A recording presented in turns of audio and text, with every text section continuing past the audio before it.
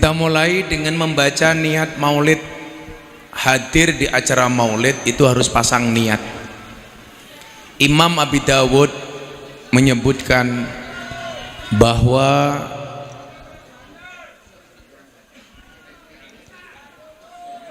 semua hadisnya Nabi Raurun cerewet itu ternyata hanya diringkas dalam 4 hadis. Yang pertama adalah innamal a'malu binniyat wa innama likulli imri'in ma nawa. Ini adalah pondasi supaya tujuannya tidak salah. Yang kedua, min husnil islamil mar'i tarkuhu ma la ya'nihi. Kebaikan seorang muslim itu meninggalkan yang tidak penting.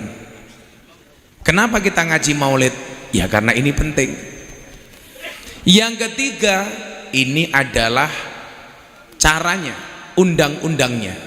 Al halalu bayyinun wal haramu bayyinun. Yang halal itu jelas, yang haram jelas. Dan yang keempat adalah innallaha thayyibun la yaqbalu illa thayyiban. Allah itu maha baik dan tidak diterima kecuali hal-hal yang baik. Karena begitu pentingnya niat, mari semuanya melafalkan niat bareng saya. Bismillahirrahmanirrahim.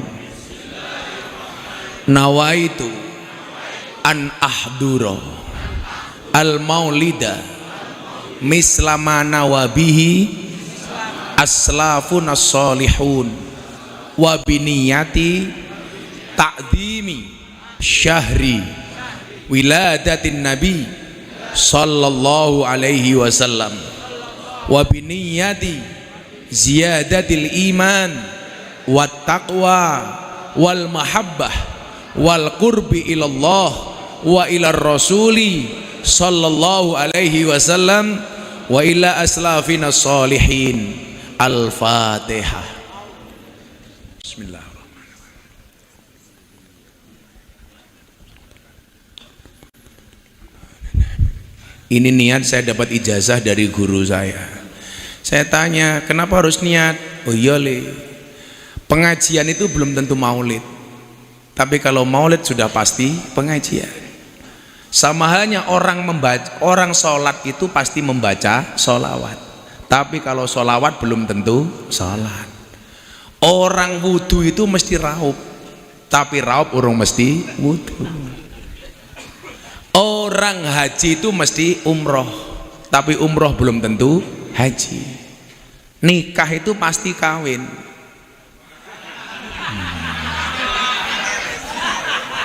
Kalau kawin belum tentu nikah. Banyak terjadi di pantai-pantai Bali. Nah, tahu kan aku pakai kacamata hitam. Nah, di situ pentingnya niat. Nawaitu niat, saya berniat an ahduro hadir. Kalau ada pertanyaan dalilnya apa? Al ikhtifal lil maulidis syarif la yahtaju ila hadisin sahih bal yahtaju ila qalbin sholih. Memperingati maulid itu tidak perlu hadis sahih, Pak, tapi butuh hati yang soleh. Betul? Kita mencintai orang saja nggak ada dalil, masa mencintai Nabi cari-cari dalil? Makanya dulu sempat saya bilang cukup Rokib dan Atid yang menilai amalku, cangkemmu rausah melu.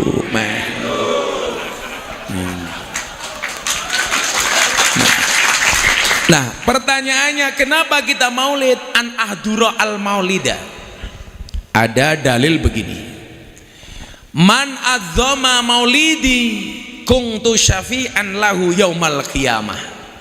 Barang siapa melaksanakan takdim terhadap hari kelahiranku, maka aku akan memberikan syafaat di hari kiamat. Kalau Anda bertanya dalil apa yang paling sahih untuk melaksanakan maulid, justru dalilnya adalah Abu Lahab. Kenapa kok Abu Lahab? Ketika Nabi lahir, Abu Lahab bertanya kepada pembantunya namanya Suwaibah. Suwaibah, itu kenapa rumahnya Siti Aminah bersinar? Keponakanmu lahir wahai Abu Lahab. Gara-gara mendengar perkataan ini, Abu Lahab bersuka cita. Suwaibah diminta datang ke rumahnya Siti Aminah, hari itu dibebaskan dari pekerjaannya. Sehingga pagi itu Suwaibah di rumahnya Siti Aminah, Abu Lahab ngopi sendiri, sarapan sendiri. Puncaknya Suwaibah dibebaskan dari hamba sahaya. Sama di sini, insya Allah saya kopinya nyari sendiri. Karena belum ada.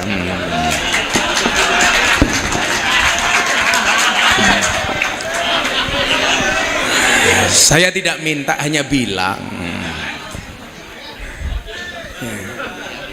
Sabar, sabar. Saya itu tengeng beli. Ini nggak enak banget. Saya itu udah 10 hari ini, udah seminggu nggak pulang.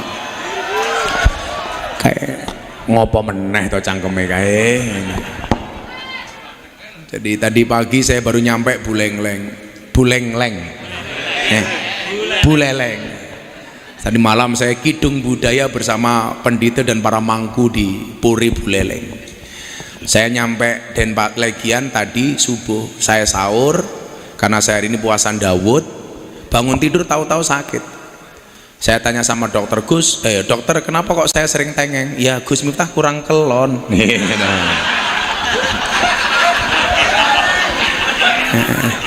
Karena jarang pulang. Ini saya kalau pergi begini saya baru pulang 12 hari. Besok pagi saya harus terbang ke Jakarta. Saya jam 9 memberikan ceramah di Kementerian Pertahanan bersama Pak Prabowo. Siangnya saya ceramah di Kementerian Investasi.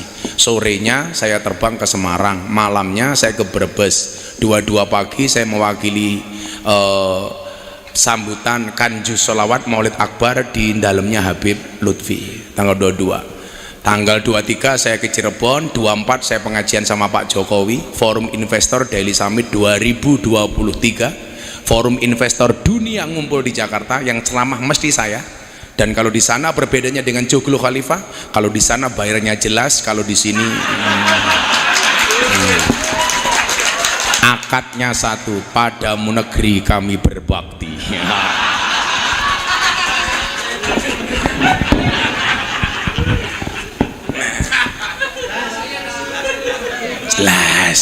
jelas murah ditawar.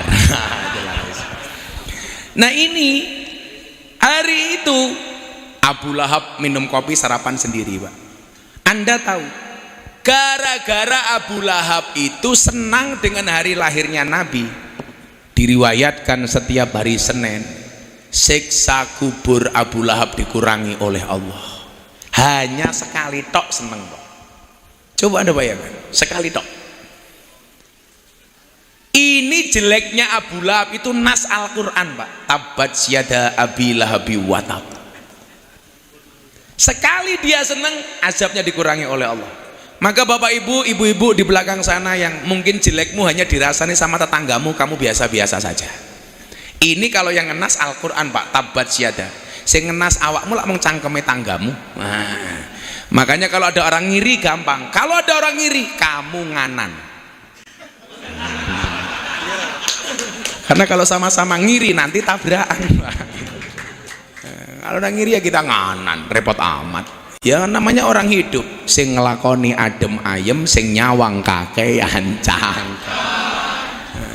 Itu orang Jogja sih. Kalau orang Bali insya Allah lebih parah. Makanya kita ikut Al-Maulid. Bagaimana kemudian dengan kepanitiaan orang yang melaksanakan maulid? Ini kabar baik untuk para panitia.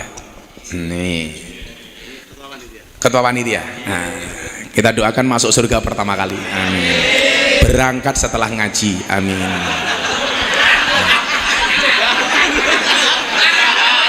Gak bahaya tah?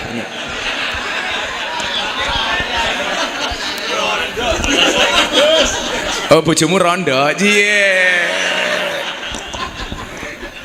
Ya, anak-anak hadroh kalau menikah pilihlah janda le. Janda itu minimal jujur, sudah tidak gadis lagi. daripada kamu nikah dengan gadis tapi rasa janda. Wah, kalau nikah dengan janda nggak ada malam pertama, adanya malam terusan. Wes tahu. Nah, disebutkan begini, man anfaqa dirhaman ta'dziman li maulidin nabi kaman anfaqa jabalan minadz dzahabi fi sabilillah. Masya Allah, jenengan nak ngerti hadis niki wis ora bakal pelit. Kenapa Pak? Soundnya kurang keras. Itulah bedanya sound system sama cewek. Sound system dimodali banyak kelihatan wujudnya, cewek dimodali banyak diambil temannya. Wah.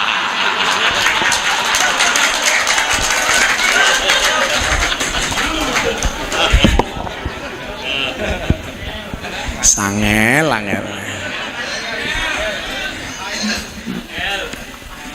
Pengalaman matamu.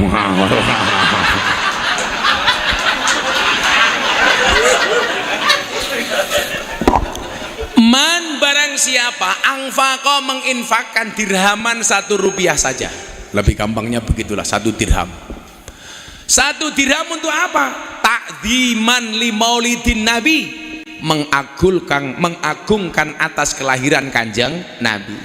Itu sama halnya kaman angfaqo, sebagaimana seseorang yang berinfak jabalan, gunung minadabi, dari emas, fi sabilillah, yang digunakan untuk perang fi sabilillah. Makanya kalau ada maulid Pak, Anda jangan pelit. Di Pasuruan itu ada kiai namanya Mas Subadar, punya ibu. Beliau mengatakan apa? Kalau ada peringatan maulid, tolong cari suguhan terbaik. Kenapa? Karena yang diperingati adalah kelahiran manusia terbaik. Cari makanan terbaik, buah terbaik, kopi tidak telat. Itu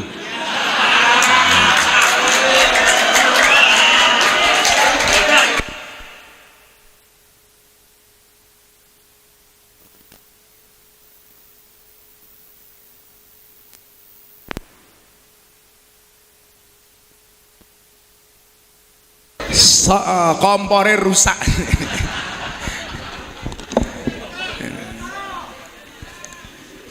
Coba kawan-kawan, ini hari Jumat, dalam surat Yasin itu ada 1 ayat keren.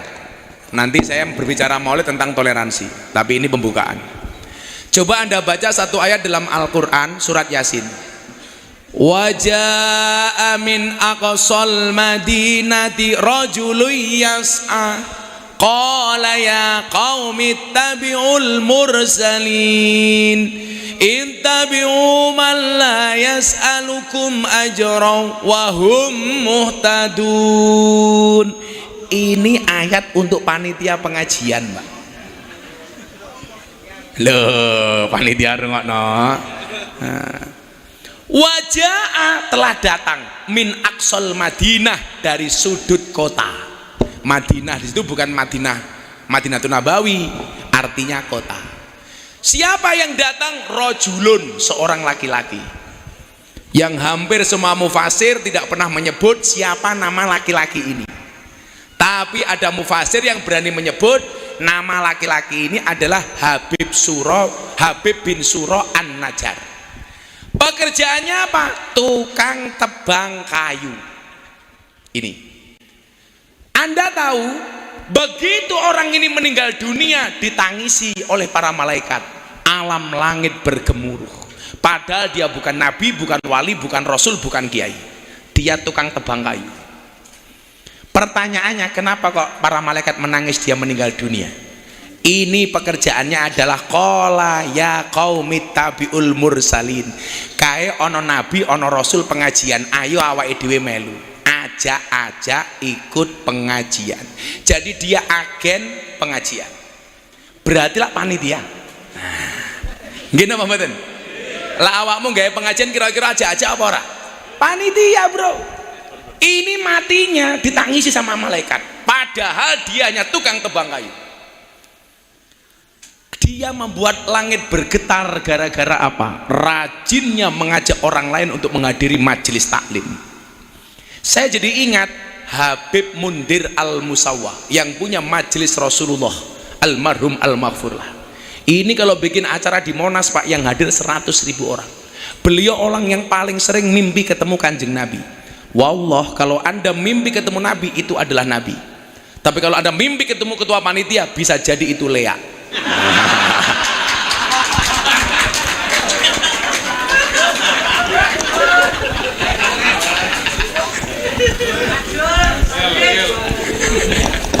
Sallu ala Nabi Muhammad. Habib Mundir dulu pernah mimpi gini kan? Ketemu Nabi, Nabi, saya rindu dengan engkau wahai Nabi. Saya pengen bersamamu wahai Nabi. Dijawab sama Nabi, Mundir, belum sekarang. Kamu besok bersamaku di saat usia kamu 40 tahun. Dan ternyata benar Pak, Habib Mundir meninggal di usia 40 tahun. Satu ketika sebelum beliau meninggal, membuat majelis Rasulullah yang hadir 100.000 orang. Beliau sangat senang Pak. Malam itu beliau sangat bersuka cita dengan berpikir, ini pasti Rasulullah bangga dengan acara hari ini. Akhirnya ternyata malam itu kembali Habib Mundir mimpi ketemu Rasulullah. Rasulullah kelihatan wajahnya berseri-seri, beliau berbahagia dan bersuka cita. Habib Mundir bertanya, wahai Nabi, kenapa engkau bersuka cita? Aku senang dengan acara maulidmu wahai Mundir. Habib Mundir kemudian bertanya, dari semua hal yang Anda lihat wahai Nabi, siapakah yang paling membanggakan kamu wahai Nabi? Habib Mundir mikir, wah ini ketuanya aku, mesti aku ini. Ternyata Nabi mengatakan apa? Sampaikan salamku kepada mereka yang pasang umbul-umbul. Sampaikan salamku kepada mereka yang pasang karpet, yang membantu terlaksananya maulid itu. Begitu bangun Pak, Habib Mundir langsung mikir, ngerti begitu aku sendiri yang pasang umbul-umbul. Jadi mohon maaf kalau saya datang itu kan enak, semuanya sudah tertata rapi, kecuali kopi. Kecuali kopi.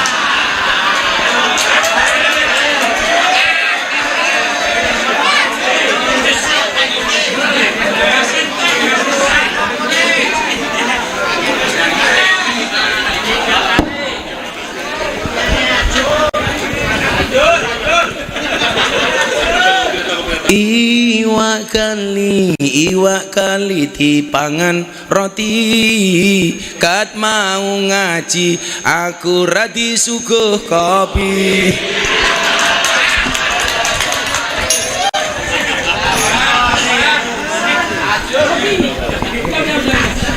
Iwak kali ono iwak pe rano kopi, mergo panitiane kere.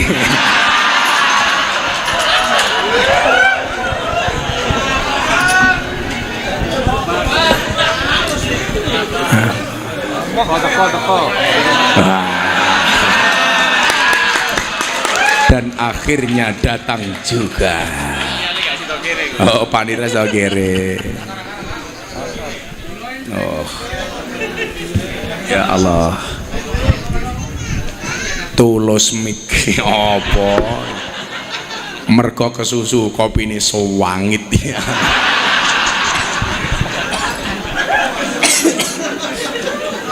Kalau saya ada kopi manis langsung saya minum beli. Saya punya prinsip, jangan pernah kamu sesali kopimu dingin. Kenapa? Karena ketika hangat tidak pernah kau hargai. Iya. Dan kalau ada kopi ada gulanya jangan diaduk supaya manisnya di akhir. Kenapa? Karena kalau manisnya di awal sudah biasa kayak cangkemnya caleg. Ya.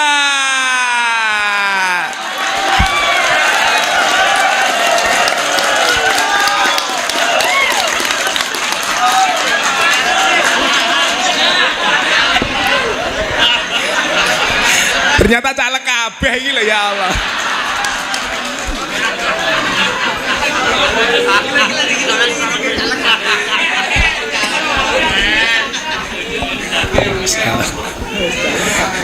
Ternyata caleg kabeh. Hati-hati kalau orang sukanya merengut kok tahu-tahu murah senyum. Saya curiga jangan-jangan caleg.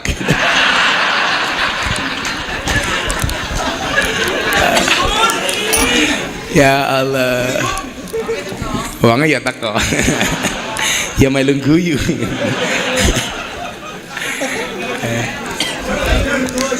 Nggak ngerti NU, tahu-tahu pakai peci NU. Yang pecinya NU saya doakan masuk surga. Pecinya.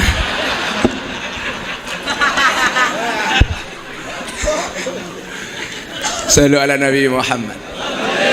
Sehingga nyuwun sewu, ini menunjukkan bahwa maulid ini diridhoi oleh Allah. Sekarang begini Bapak Ibu, ana basarum mislukum itu jangan pernah Anda artikan aku manusia seperti kalian. Itu tawaduknya Kanjeng Nabi, bahasa rendah hatinya Nabi. Makanya disebutkan apa? Muhammadun basyarun lakal basyar.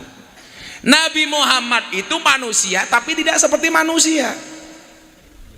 Yang perlu Anda tahu, Nabi Muhammad itu terhormat bukan karena besarnya mukjizat, tapi karena bagusnya akhlak. Karena kalau mukjizat itu nggak bisa dicontoh, kalau akhlak bisa dicontoh. Satu hal, Muhammadun basarun lakal basar, manusia tidak seperti manusia. Kita ini kan terbuat dari apa Pak? Tanah. Nabi Muhammad itu tidak 100% terbuat dari tanah. Buktinya apa Gus? Ayo kita buka sejarah. Nabi itu kan jumlahnya berapa? 124.000 nabi. Hadis riwayat Ahmad dan Baihaqi.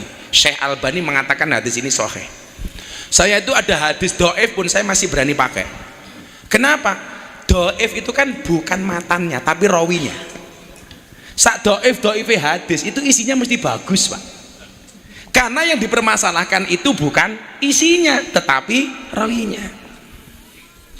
Jadi kalau orang bilang wah itu cuma dhaif, nanti dulu. Apalagi kalau sahih. 124.000 nabi, yang menjadi rasul berapa? 3.000. Yang wajib diketahui 25. Yang mendapatkan ulul azmi 5. Musa, Ibrahim, Nuh, Isa, Muhammad. Dari semua nabi ini yang pernah omong-omongan langsung dengan Allah ketika menjadi nabi itu cuma 2.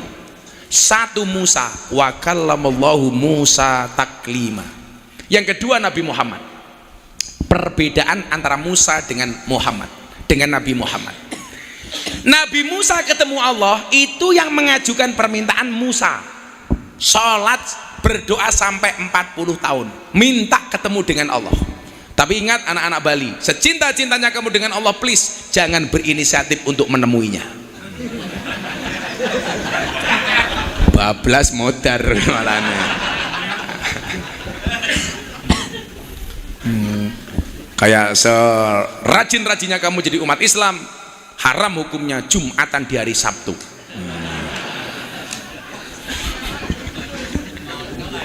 Jumatan di nomor Sabtu goblok sesat. Nabi Musa itu berdoa 40 tahun Pak. Pelajarannya apa? Yang pertama, Musa saja yang nabi doanya baru diijabah 40 tahun. Lah kita yang bukan siapa-siapa maunya setiap berdoa langsung diijabah. Kan kurang ajar Pak. Lah iya, kelasnya sholatnya cuma mat kolamcing, sholat komat sholat, rampung sholat, dongone diangkat, mat kolamcing, komat teko salam pelencing, komat sholat, rampung sholat, tangannya diangkat, dongone singkat. Ya Allah, kau tahu yang ku mau. Amin.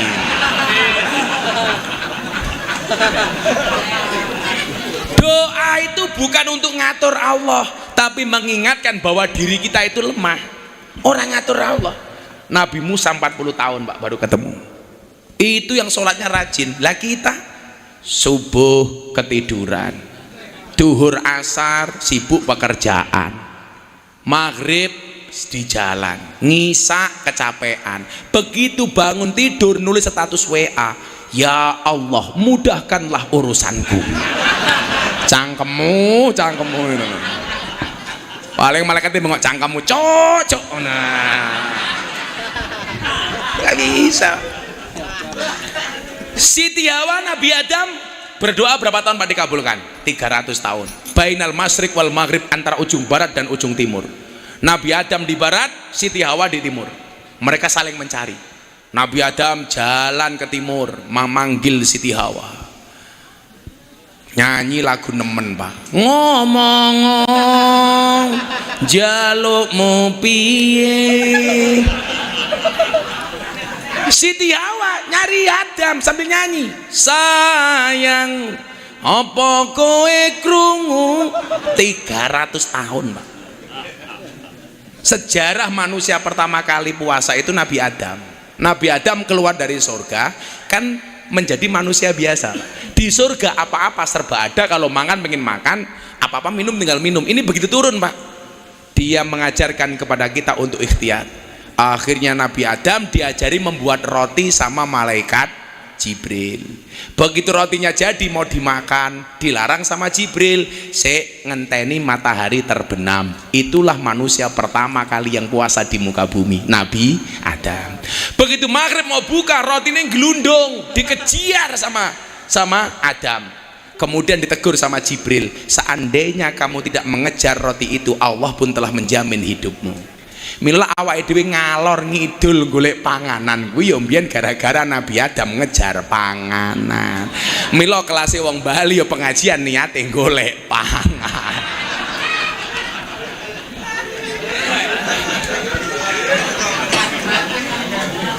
Akhirnya rotinya dapat, dimakan separuh Pak sama Adam.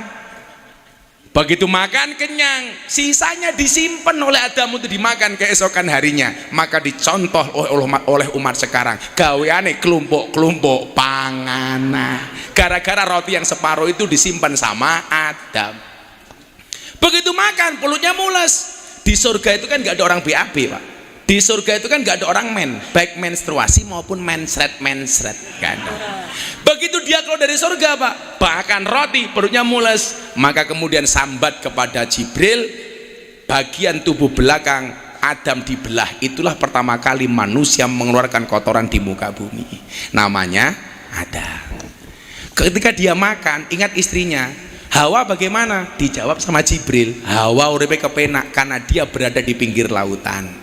Makanya kalau perempuan itu lebih dimanjakan dibandingkan laki-laki, wajar Pak. Nabi Adam kon rekoso, Hawa di pinggir lautan, nyari ikan tinggal makan. Maka itulah kenapa sekarang perempuan harus dimanjakan Pak. Maka saya selalu mengatakan, membahagiakan perempuan cukup dengan 70 cara. 1 shopping, sisanya 69.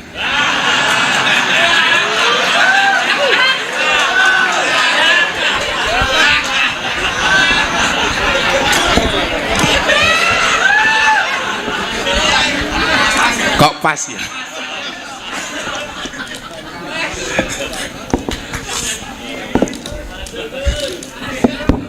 Perempuan itu kan hobinya cuma 3, ngemil, ngemol, ngomel.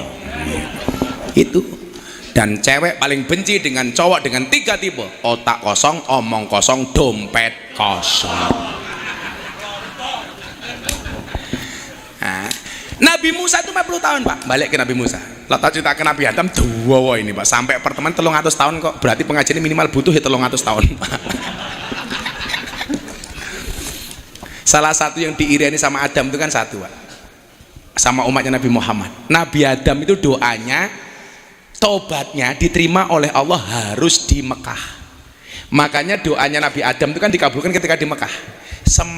Bermaksiatnya di surga, taubatnya diterima di Makkah. Sementara umatnya Nabi Muhammad berdosa dimanapun bisa bertaubat dimanapun. Itu Nabi Adam iri Pak. Nah, Nabi Musa setelah 40 tahun minta sama Allah. Kalau Nabi Musa ketemu sama Allah itu karena minta, Nabi Muhammad karena diundang. Beda Pak hitungannya Pak. Kalau saya datang ke Joglo Khalifah minta sama diundang, hitungannya beda Pak. Hitungannya beda.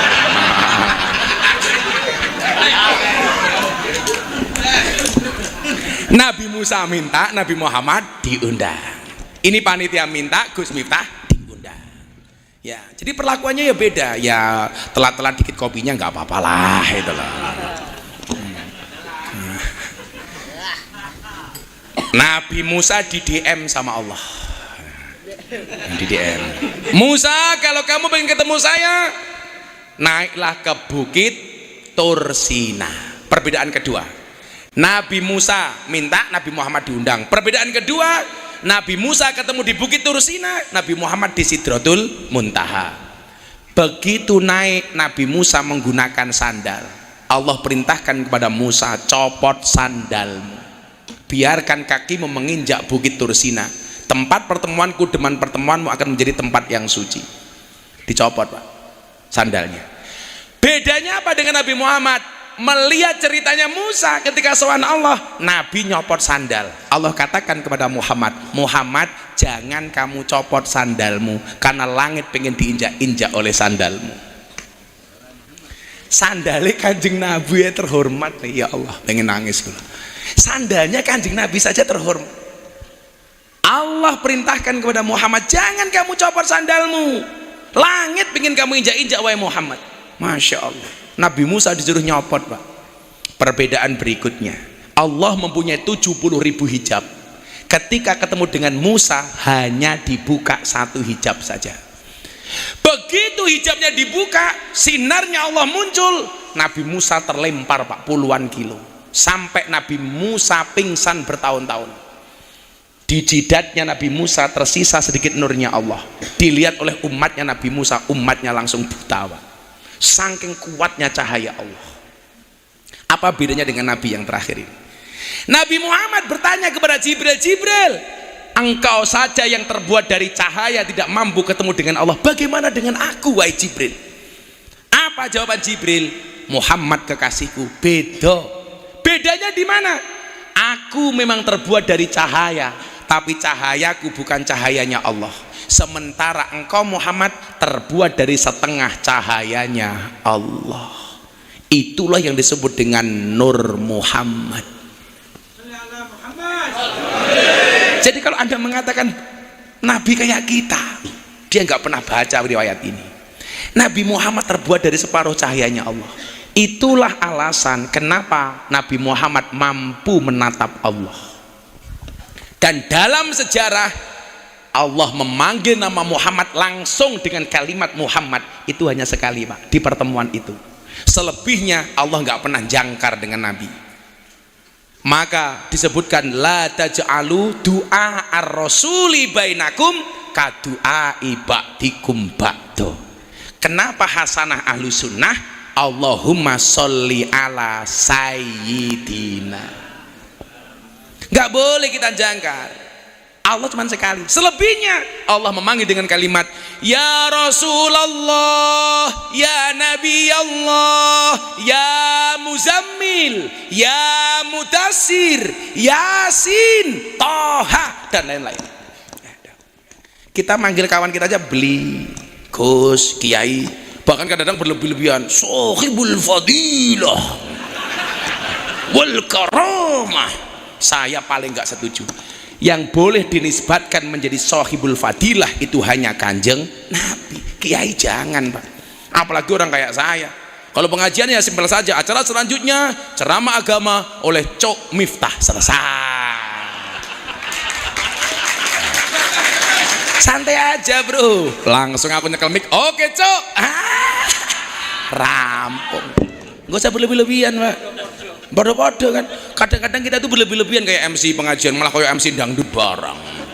Sohibul Fadilah wal Karomah itu hanya untuk Kanjeng Nabi, wallah, bukan untuk Kiai. Satu. Yang kedua apa? Jangan pernah menggunakan bahasa tausiah, tapi mauidhah hasanah. Tausiah itu dari bahasa Arab wasoyuwasi tausiatan, artinya memberikan wasiat. Kalau MC pengajian minta saya tausiah, berarti minta saya memberikan wasiat, berarti ndongake aku cepet mati. Lah MC ini lanang, aku curiga jangan-jangan seneng karo bojoku. Jangan. Tausiah itu bahasa yang dipopulerkan sama PKS. Iya, lo bener, PKS. NO itu menggunakan bahasa mauidhah, beneran. Yang pertama kali menggunakan bahasa tausiah itu PKS. Ya kan ya nggak apa-apa. Bahkan mungkin beliau nggak tahu sejarahnya. Yang menggunakan pertama kali itu PKS. Sama halnya begini, fastabiqul khairat kuili, berlomba-lomba dalam kebaikan. Kalau PKS pakai tausiah, NU tetap hasanahnya dulu muhafadzah alal qadimi soleh. Orang NU pakai apa bahasanya? Mauidhah hasanah. Dalilnya apa? Ud'u ila sabili rabbika bil hikmah. Jadi maksud saya fastabiqul khairat itu berlomba-lomba dalam kebaikan menjadi yang terbaik di posisi masing-masing. Contoh, PKS sama Muhammadiyah itu bikin TPA TPG. NU itu punya madrasah diniyah. PKS Muhammadiyah silahkan pakai TPA TPG. Goblok NU melu-melu. Ayo. Loh. Ayo.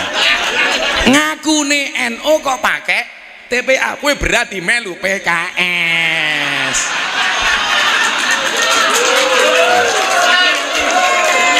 Menjadi yang terbaik yuk PKS, ayo kue nganggo TPA TPG, NU tetap madrasah diniyah. Contoh, Iqra. Iqra itu buatan siapa? Kiai As'ad Umam Muhammadiyah, Jogja, Kota Gede. Itu dipakai Muhammadiyah. NU punya namanya turutan. Metode ngajinya Al-Baghdadiyah. Lah goblok NU melu-melu nganggo Iqra. Halo. Fastabiqul khairat itu Pak, jangan Anda menganggap satu tempat diperebutkan banyak orang, tetapi menjadi yang terbaik di posisi masing-masing. Ngakune NU, ziarah kubur diganti wisata religi. Ya Allah, sok-sokan gitu. Tetap saja ziarah kubur, karena kuntu nahaitukum an ziyaratil kubur fazuruha. Ziarah Pak, betul? Ngakune NU, tahlilan diganti kalimat thayyibah. Goblok. Tetap tahlilan itu mesti kalimat thayyibah urung mesti tahlilan. Acara selanjutnya pembacaan kalimat thayyibah oleh Gus Miftah, saya akan teriak Pancasila. Karena Pancasila itu juga kalimat thayyibah Pak, dalam konteks bernegara, ketuhanan yang Maha Esa, kemanusiaan, itu kan kalimat thayyibah. Jadi kita punya karakter masing-masing. Itu baru fastabiqul khairat. Ngono bro. Sowan yang wali pitu kok wisata religi. Begitu pulang sama suaminya, assalamualaikum papa. Iya mama. Mama dari mana? Pulang wisata religi papa. Papa lah baru apa? Papa nimpal teletong mama. Mama kok tungkae meletek.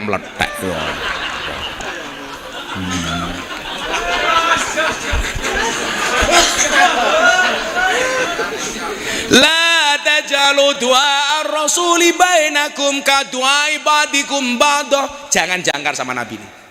Kita ketemu orang Bali Mangku, tapi yang paling hebat itu mohon maaf, yang menguasai dunia hari ini adalah orang Bali. Buktinya apa? Semua produk di dunia yang membuat namanya Made.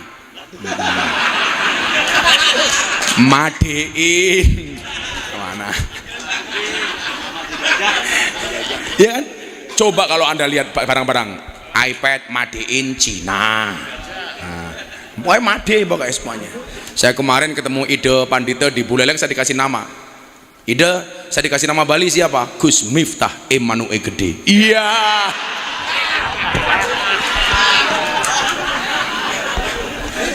Insyaallah.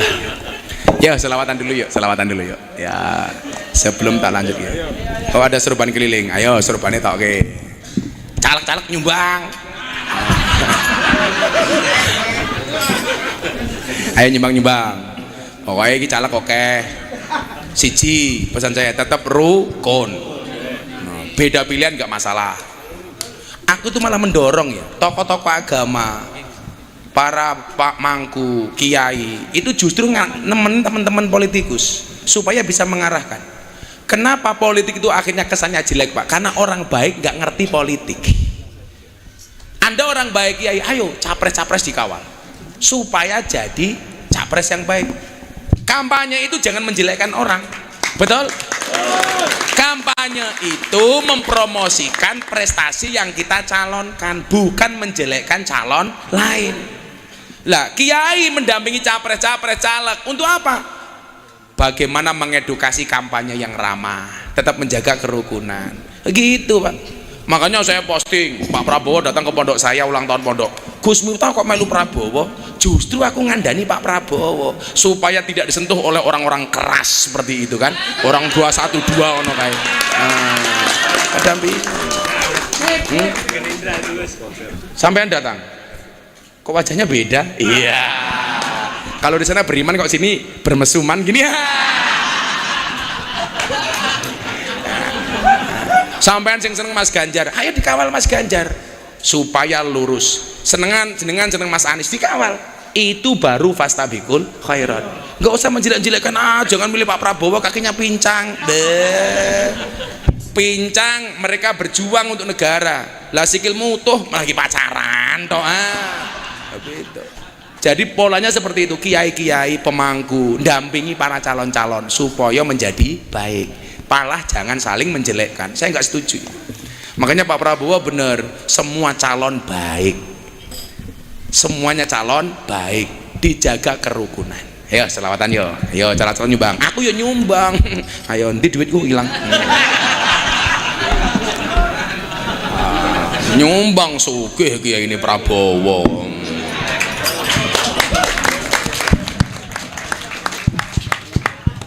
Yaudah, saya sumbang $200 Singapura ya.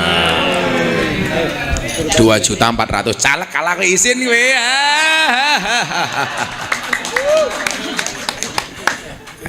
Allah ya. Bismillah, sallu ala Nabi Muhammad. Sallu alaihi. Iwa bandeng cara iwa bandeng. Iwa bandeng ngono iwa sepat, raimu ganteng tapi ruh gose keteplak jajal cok.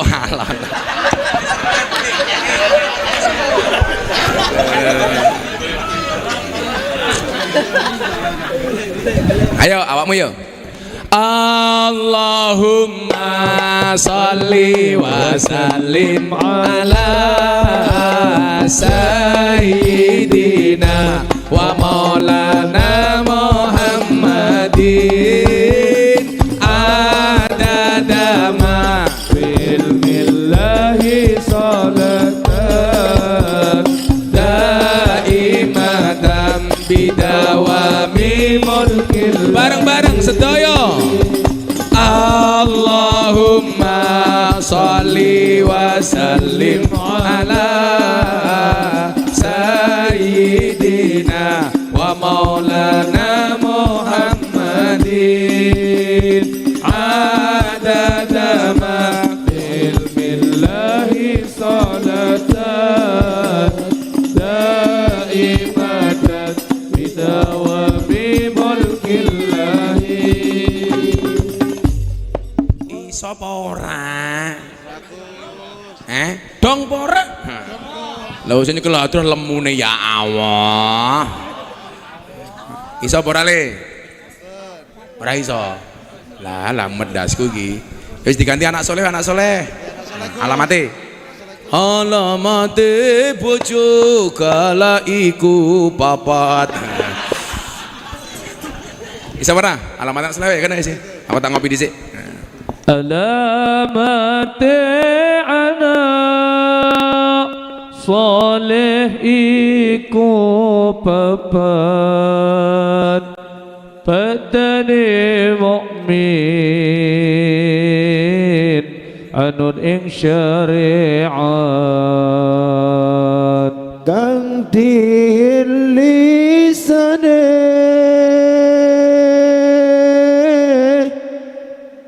alus ngendikane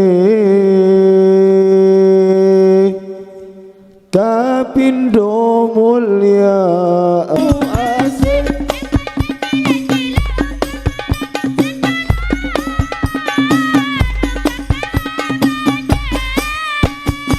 kaping telu asih bocah cilik-cilik uga marang sedulur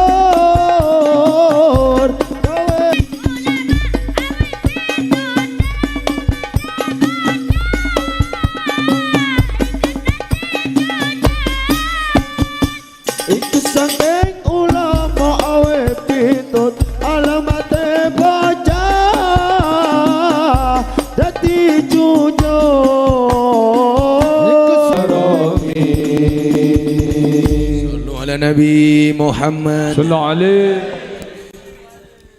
Lanjut. Setengah loro.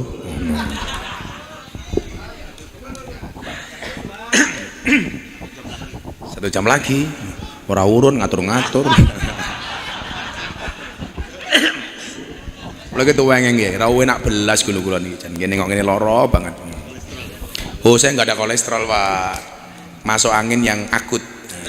Masuk angin. Kalau soal fisik, wow jangan tanya. Olahraga saya kenceng pak, puasa saya masih rutin. Saya puasa Dawud dari 2016 sampai sekarang. Saya ngurangi nasi, ngurangi gula, macam-macam normal pak. Kurangnya cuma satu, kelon. Neng pinggir pantai oke sumur, susu dijemur. Kan dawe Kanjeng Nabi, ya Ali la tajbi'in nadhrah fa inna lakal ula wa laysa lakal akhirah. Wahai Ali, jangan ikuti pandangan pertamamu dengan pandangan keduamu. Yang pertama milikmu, yang kedua bukan milikmu. Jadi kalau lihat yang seksi itu boleh, tapi cukup sekali, set dilempar. Lah aku ingin yang pantai pak ngene, apik, set luwe HP. Wah.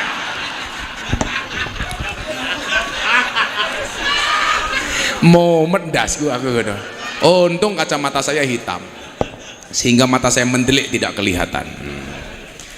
Saya akan berbicara konsep toleransi ala agama Islam niki mangrungokke tenan supaya nggak ada kemudian kita itu salah sangka dengan orang yang berbeda agama dengan kita.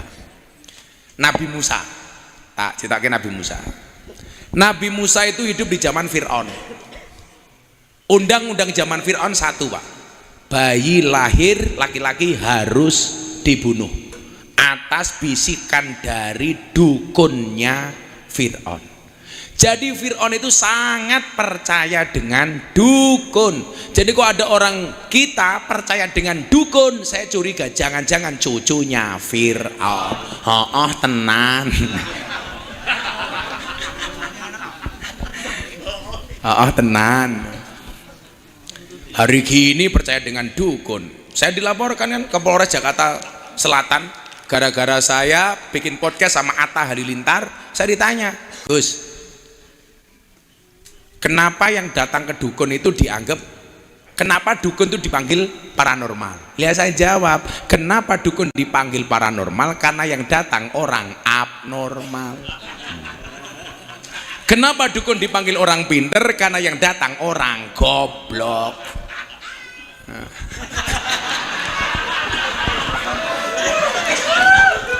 Kalau memang dukun itu bisa pak, seharusnya istrinya dukun tuh paling cantik. Wong pekerjaannya dukun menjual pelet dan pengasian. Tapi faktanya banyak dukun yang istrinya cangkemnya merongos. Nggak bisa. Wongnya ya teko. Nah, dukunnya Fir'aun itu teriak, Fir'aun, kalau kamu pengen kerajaanmu aman-aman saja, kalau ada bayi lahir laki-laki kamu cari bunuh. Fir'aun percaya pak, itu bedanya dengan jahiliyah. Kalau jahiliyah yang dibunuh bayi perempuan. Jadi kalau Fir'aun tutut selamat, titit mati. Nah, kalau zaman jahiliyah titit selamat, tutut mati. Kalau zaman jahiliyah kenapa yang dibunuh perempuan? Karena perempuan dianggap boros. Ketoke ini kena. Karena perempuan takdir lebih boros pak. Buktinya apa?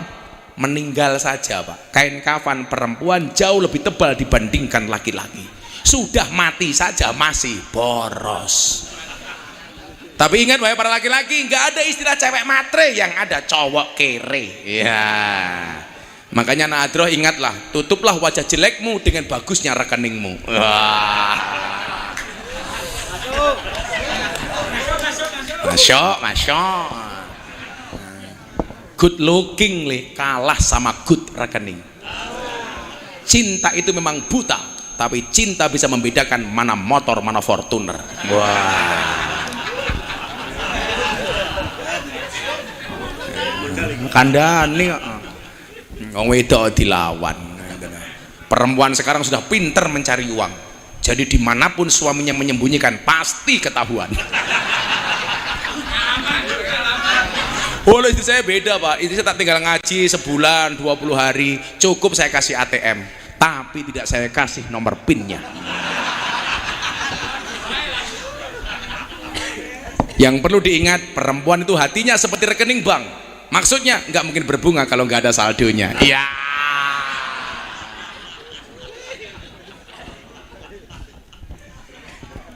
Singkat cerita, ketika peraturan ini dilaksanakan, ibunya Musa melahirkan. Begitu terkejutnya, ternyata bayinya adalah laki-laki. Mendapatkan firasat, bayi Musa akhirnya dihanyutkan ke sungai, mendarat di belakang kerajaan kerajaan Fir'aun.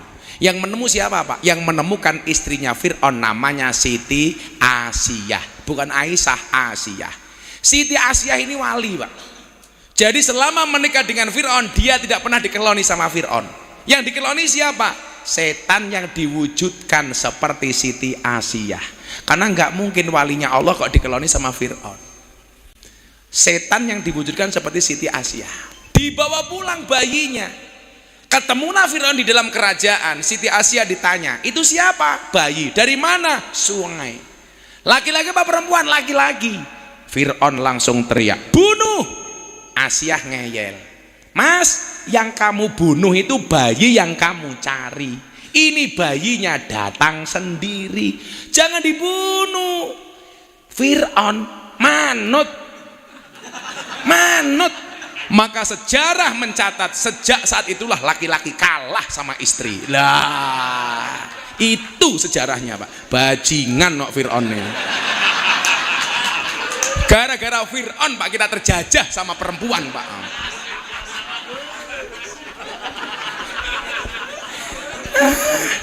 Rumangsamu sak pinter-pinter kiai diketak bojone goblok dadak tak kandhani. Apa meneh caleg.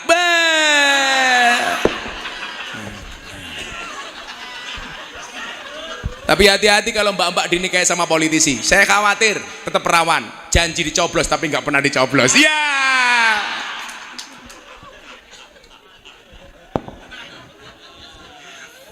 Ini manut Pak Fir'aun. Luar biasa. Gara-gara Siti Asiyah. Nah, Nabi Musa tumbuh berkembang di kerajaan siapa Pak? Di kerajaan orang kafir namanya Fir'aun. Itu artinya apa? Tumbuh berkembangnya darah dan dagingnya Musa itu dari nafkah Fir'aun. Jadi kalau hari ini mohon maaf kita masih ribut soal toleransi, belajar sama Fir'aun. Fir'aun saya ngopeni wong kafir Pak. Ini menunjukkan apa?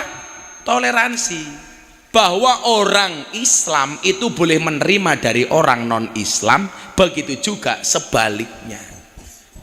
Lagi contoh yang paling konkret, Nabi Muhammad itu kan dimusuhi sama Abu Lahab ketika apa? Ketika sudah menjadi Nabi. Sebelumnya nggak dimusuhi Pak, karena bagaimanapun Nabi Muhammad itu keponakannya Abu Lahab. Lah mosok toh paman nggak pernah nukokke permen sekalipun kepada ponakannya? Nggak mungkin. Ini berarti apa? Nabi Muhammad juga pernah mendapatkan nafkah sekecil apapun dari Abu Lahab. Jadi kalau hari ini orang masih mempertanyakan boleh nggak orang Islam bekerja kepada orang non-Islam? Kuwi sak goblok-goblok ke uwo. Boleh Pak. Ketiga, saya punya cerita banyak soal toleransi. Karena saya punya gerakan namanya Gerakan Moderasi Berbangsa dan Bernegara yang Happy dan Menyenangkan. Nabi Ibrahim sama Nabi Muhammad itu sama-sama kekasihnya Allah. Dan Anda tahu kenapa Nabi Ibrahim diangkat jadi kekasihnya Allah? Karena suka traktir orang. Sama dengan jenengan, suka ditraktir. Nabi Muhammad traktir, kita ditraktir. Ibu,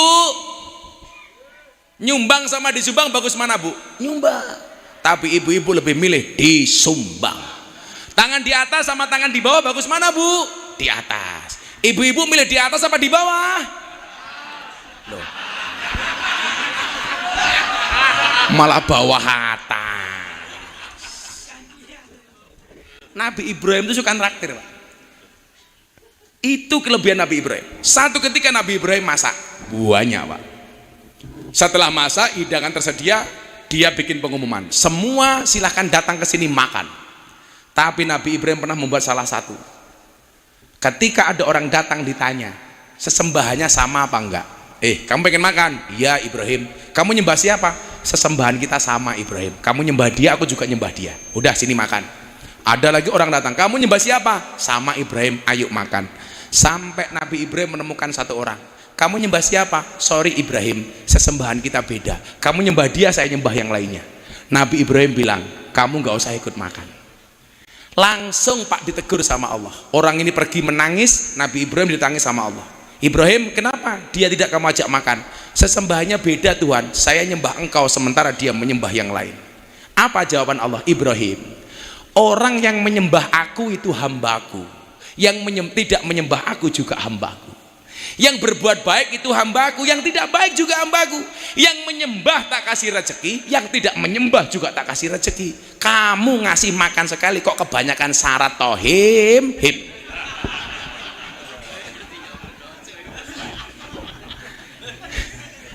Akhirnya apa?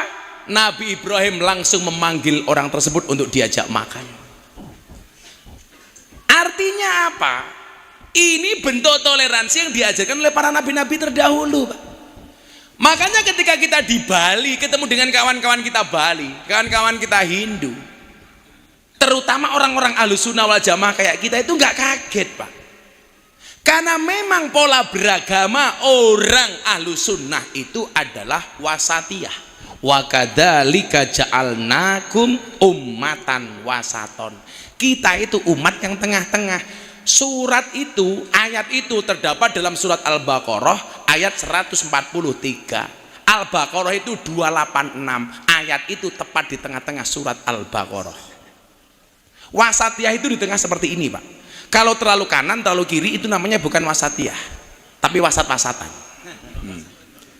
Lah pola beragama kita itu apa? Happy. Karena di tengah-tengah, nggak terlalu keras. Makanya tadi saya sampaikan di pembukaan wa kadzalika wa ma nursilul mursalina illa mubasyir. Nabi itu pertama mubasir, digawe nyenengke. Makanya tadi saya di lapangan mana tadi?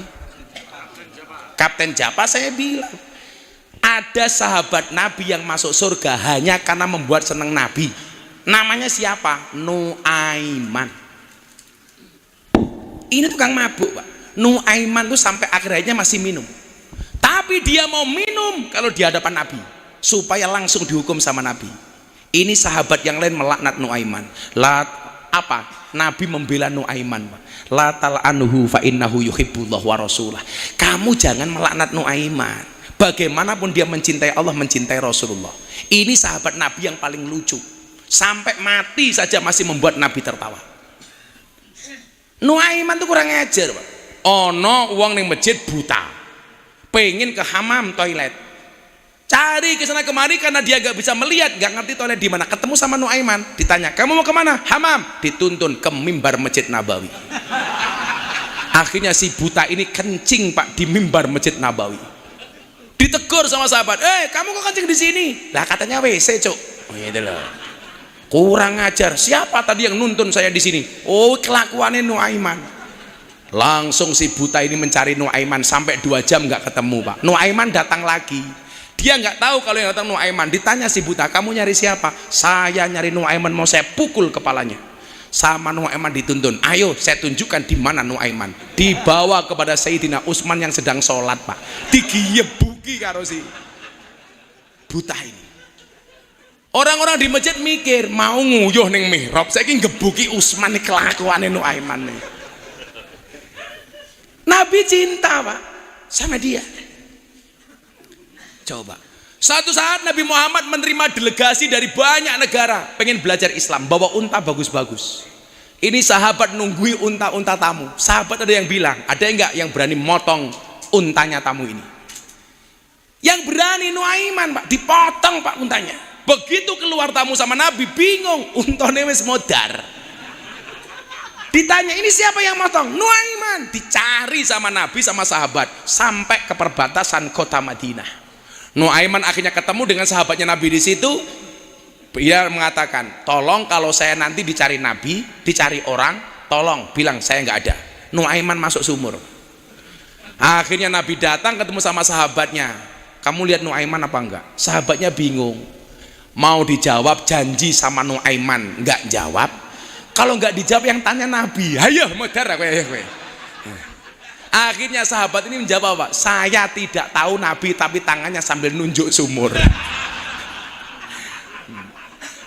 Begitu dibuka, ternyata Nuaiman sedang ditutupi kain di atas kepalanya, dibuka sama Nabi, wajahnya dalam keadaan berdebu. Diangkat sama Nabi, Pak, dilap sama menggunakan tangannya Nabi sendiri, Pak. Begitu sayangnya Nabi dengan Nuaiman. Padahal gaweane ngelomboni kalau kata orang Jawa. Bagaimana enggak, Pak? Pagi-pagi bawa sarapan ke Nabi. Ayo Nabi kita makan sama penjual makanan. Makanlah Nabi bersama Nuaiman. Selesai makan, Nuaiman pergi. Nabi tanya, Nuaiman kok enggak kamu bayar? Apa jawaban Nuaiman? Apa pantes masa umat bayarin Nabi? Itu Nuaiman. Nabi sedih karena beliau manusia biasa. Nuaiman pengen membuat Nabi bergembira. Nuaiman tahu Nabi itu paling suka dengan makan dengan daging kambing. Nabi itu paling suka makan daging kambing, Pak. Maka saya bilang hewan terbaik di muka bumi itu domba. Buktinya apa? Nabi Ibrahim memotong leher Ismail diganti dengan seekor domba, bukan unta, Pak. Ini menunjukkan bahwa domba itu adalah hewan terbaik. Tapi mau domba, mau kambing, mau sapi, mau unta, persamanya satu. Kalau dibuat korban pasti jenis kelaminnya jantan. Kenapa bukan betina? Soalnya kalau betina jangankan berkorban, mengalah saja tidak mau.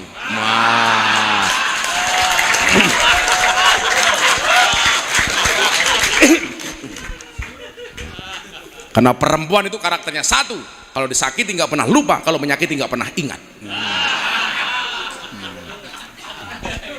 Biasanya jilbabnya hitam.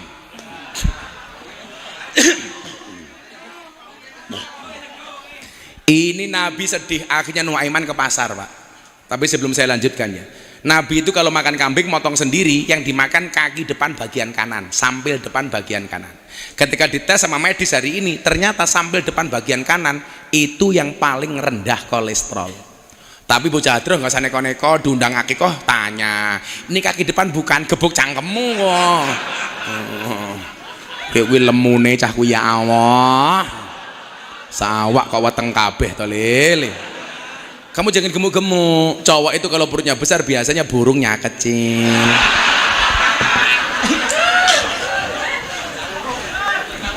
Sepil lah ya, sepil. Akhirnya Nuaiman ke pasar ketemu bakul kambing, Pak. Belilah Nuaiman 2 kambing. Tolong kamu antar ke Nabi. Uangnya mana? Nanti yang bayari Nabi. Sampai rumah Nabi, diketok pintunya sama penjual, sama pedagang kambing. Assalamualaikum ya Rasulullah. Assalamualaikum ya Rasulullah. 2 kali Nabi Muhammad keluar. Kamu dari mana? Saya dari pasar, membawa oleh-oleh 2 kambing dari Nuaiman. Kanjeng Nabi langsung tersenyum. Kambing diterima, bakulnya nggak minggat-minggat. Ditanya sama Nabi, kok kamu nggak pergi-pergi? Kan belum dibayar. Nabi lho Pak dingonake kepiye? Tapi Nabi sayang. Bentuk sayangnya apa kalau Anda tahu? Ketika Nuaiman mati, Nabi bersedih. Nabi yang berkenan memandikan, mengkafankan, mensolatkan, bahkan sampai mengkuburkan. Jasad yang tersentuh dengan kulitnya Nabi, Pak, nggak mungkin tersentuh api neraka. Insya Allah. Begitu Nuaiman dikubur, para sahabat diminta pulang sama Nabi. Kalian semuanya pulang. Kenapa Nabi? Saya ingin memastikan Nuaiman bisa menjawab pertanyaan munkar nakir. Mukjizatnya Nabi, Pak, itu bisa mendengar percakapan kubur. Makanya dari riwayat ada orang diseksa, Kanjeng Nabi dengar, kemudian dikasih pelepah kurma. Nabi tahu.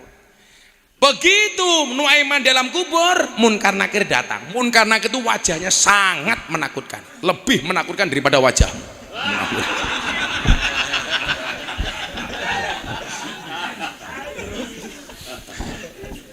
Kalimat pertama yang keluar dari munkar nakir apa Bapak Ibu? Assalamualaikum ya ahlal jannah. Masya Allah. Orang yang suka membuat Nabi tertawa dipanggil sebagai calon penghuni surga. Dijawab sama Nuaiman, waalaikumsalam. Nabi mulai mendengarkan percakapan Nuaiman dan munkar nakir. Nabi itu kan, mohon maaf, malaikat itu kan SOP Pak. Ya pertanyaan standar toh. Tanya Nuaiman, ya Nuaiman, man rabbuka? Siapa Tuhanmu? Dijawab oleh Nuaiman, Allahu Rabbi. Nabi mendengarkan. Pertanyaan kedua, hei Nuaiman, man nabiyuka, siapa nabimu? Nuaiman bengok. Gak salah pertanyaannya. Merasa dekat dengan Nabi kok ditanya nabimu sopo, kan goblok. Ini begitulah kira-kira. Kira-kira begitulah. Karena malaikat itu SOP, pertanyaannya sama yang kedua kalinya. Hei Nuaiman, man nabiyuka? Kan SOP, Pak. Nah, si Nuaiman kembali menjawab, kamu gak salah tanyanya. Kok aku mau takoni siapa nabiku? Akhirnya Munkar Nakir bertanya ketiga kalinya dengan suara yang lebih tinggi. Hei Nuaiman, man nabiyuka? Dijawab sama Nuaiman, jangan keras-keras, orangnya masih di atas kuburan gitu loh. Mendengar jawaban Nuaiman, Pak, Kanjeng Nabi tersenyum, bahkan kelihatan gigi rahangnya. Coba Nuaiman tuh masih mampu membuat Nabi bahkan sudah di liang lahat, Pak. Iso gawe guyu. Makanya besok jenengan gitu Kiai, mendino ngurusi pengajian. Kok ditanya Munkar Nakir, "Hei Kiai, man rabbuka?" Jawaban, "Kamu nanya." Iya buk malaikat.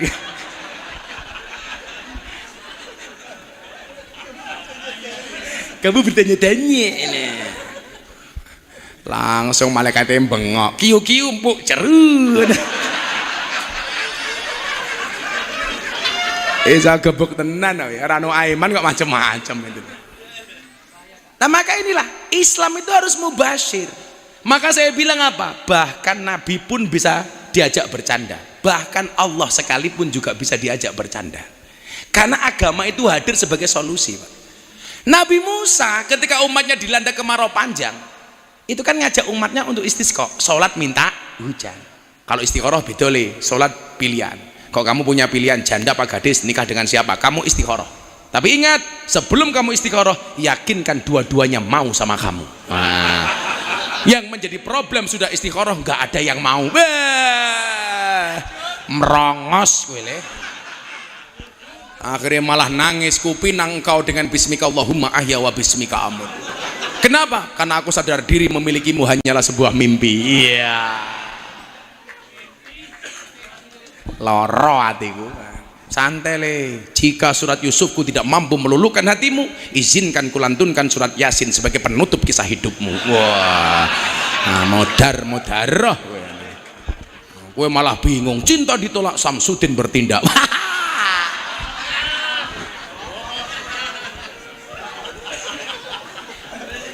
Nabi Musa istisqa, Allahu Akbar 3 kali, Pak, nggak turun hujan.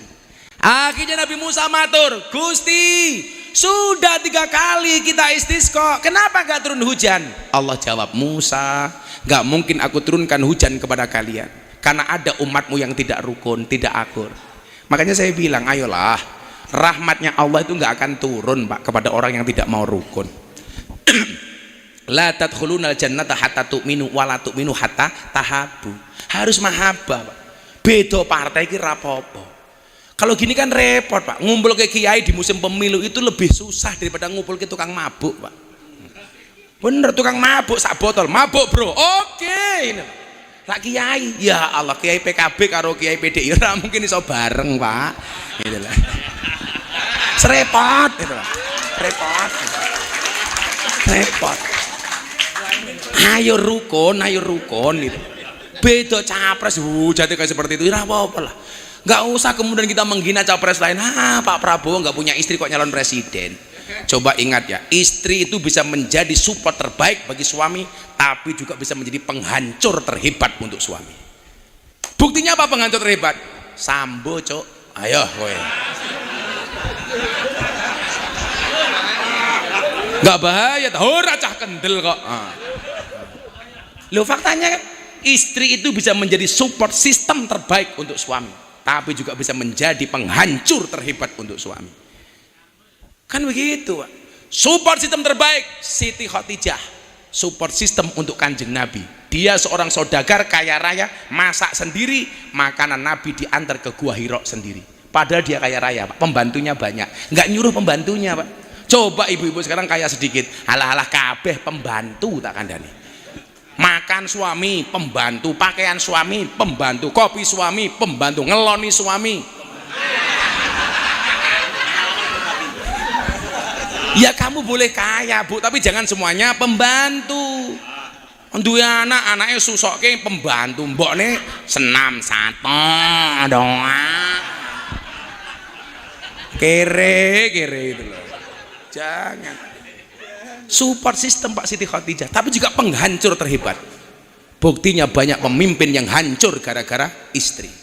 Coba di Sumatera Utara, Kapolres istrinya pamer uang, dicopot dari jabatannya gara-gara kelakuan istri. Di Probolinggo istrinya membentak pramuniaga, dicopot dari jabatannya gara-gara istri. Lah mosok kalau gagasan itu ya tarung-tarung, tapi gagasan, jangan menjelek-jelekkan. Nah, nyuwun sewu, akhirnya Nabi Musa diminta sama Allah, diperintah, kalau kamu pengen aku menurunkan air hujan, syaratnya dua.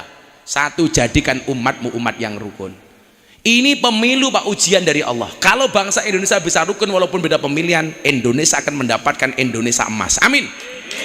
Tapi kalau kita berantem hanya gara-gara beda caleg, beda capres, hati-hati, rahmat Allah akan jauh. Contoh paling sederhana, saya pengen ngundang Anda yasinan di rumah saya selamatan. Kok saya mau masuk rumahmu kamu berantem sama istrimu, kira-kira saya jadi masuk apa enggak? Enggak. Itu sama hanya sahabat pengen curhat sama Umar, istrinya galak. Ternyata begitu masuk rumahnya Umar di halaman, Umar sedang diomeli sama istrinya. Sahabatnya langsung pulang. Ditegur sama Umar, kenapa nggak jadi masuk? Sudah ketemu jawabannya Umar. Ternyata istrimu lebih galak dibandingkan istriku.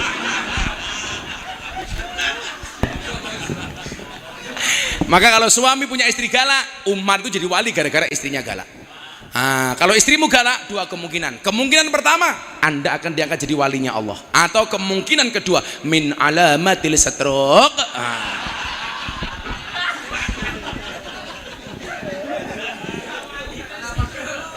Tapi kalau Anda punya istri galak, saya yakinkan di akhirat besok insya Allah siksamu akan dikurangi oleh Allah. Kenapa? Karena selama di dunia sudah sangat tersiksa.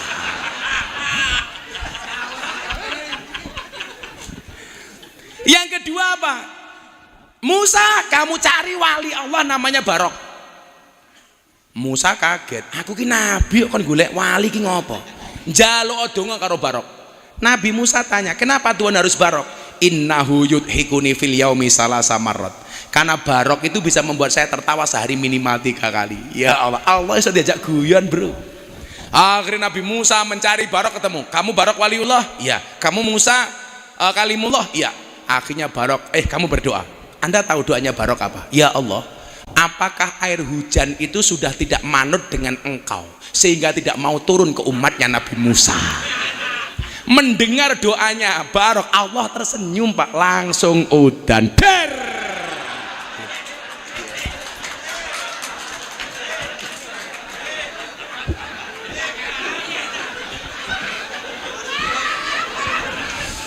Ujian. Coba kesimpulannya apa? Orang dongo santai itu boleh, yang penting jaga adab, yang penting jaga etika. Barok doning guyu Allah li bilang ngono bocah-bocah jomblo, ya Allah, jika dia jodohku, ridhoilah ya Allah. Namun jika dia jodoh orang itu adalah aku ya Allah.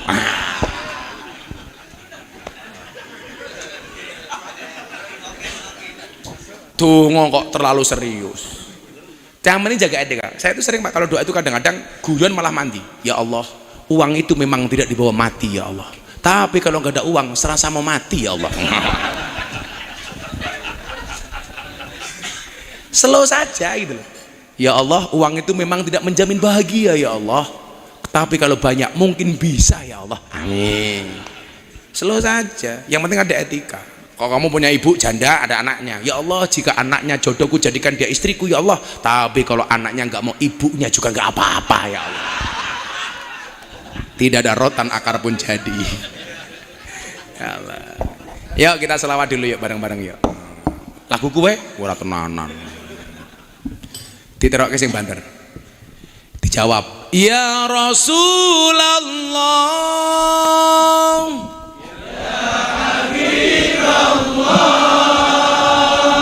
Ya Rasulullah, ya Habib Allah, Muhammad ibni Abdillah Muhammad ibni Abdillah Muhammad ibni Abdillah Muhammad ibni Abdillah. Semua flash HP-nya dihidupkan, kita buat bersinar Bali malam hari ini dengan sholawat kita. Yuk, semua flash HP-nya diangkat, lampunya dimatikan, kalau nggak bisa ketua panitianya dimatikan saja. Ayo HP diangkat, kita sholawatan yuk. Matiin lampu, atau kalau nggak dipukul saja itu biar cepat.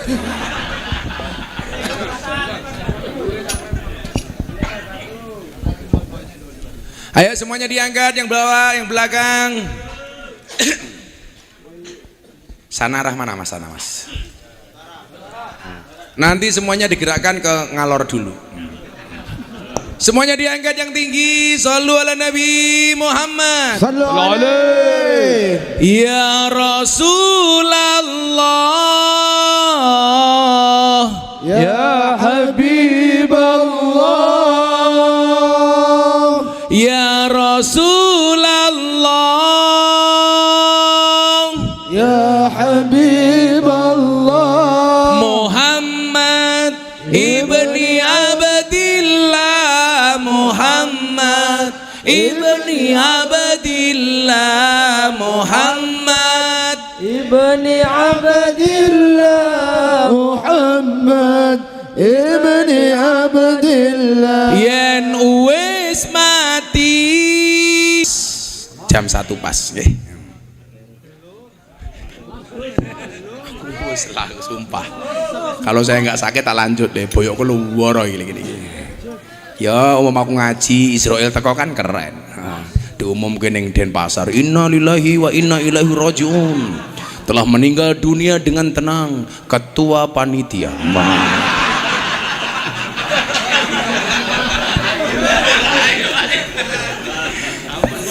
Enggak bahaya. Rasa wedi mati ki saat aku kudu tuwa. Sampai umurnya berapa? 49, saya 42. Mati syaratnya tidak harus tua. Makanya walau Pak siapa namanya? Pak Ustadz Qasim lebih tua daripada Gus Miftah. Bisa jadi yang mati Ustadz Qasim dulu. Tapi kita doakan Ustadz Qasim panjang umur. Jadi orang sedunia mati Ustadz Qasim hidup sendiri.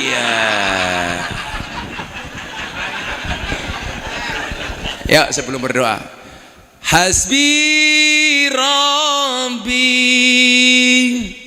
Jalallah ma fi qalbi ghairullah Nur Muhammad Sallallahu la ilaha illallah. Hasbi Rabbi Jalallah ma fi qalbi ghairullah Nur Muhammad Sallallahu la ilaha illallah. Sekali lagi, Hasbi Rabbi Jalallah ma fi qalbi ghairullah Nur Muhammad Sallallahu la ilaha illallah. Salli ala Sayyidina Muhammad wa ala ali Sayyidina Muhammad walhamdulillahi rabbil alamin. Allahumma ja'alna min khiyari ummatihi wa min afdala syafa'atihi. Allahumma ja'alna min khiyari ummatihi wa min afdala syafa'atihi. Allahumma ja'alna min khiyari ummatihi wa min afdhala syafaatih. Allahumma rzuqna istiqamah, Allahumma rzuqna bi ziyadatil ilmi war rizqi wal ibadah, Allahumma rzuqna ziyaratal makkah wal madinah, Allahumma rzuqna dzurriyyatan thayyibah, Allahumma rzuqna ahlan sakinatan mawaddatan wa rahmah, Allahumma rzuqna bi alfi quwwah, Allahumma rzuqna bi alfi barakah, Allahumma rzuqna bi alfi karamah, Allahumma rzuqna min ahli sunnah wal jamaah, Allahumma rzuqna bi husnil khatimah wa na'udzubika min su'il khatimah wa adkhilnal jannata mal abrar ya azizu ya ghaffar ya rabbal alamin walhamdulillahi rabbil alamin. Assalamualaikum warahmatullahi wabarakatuh.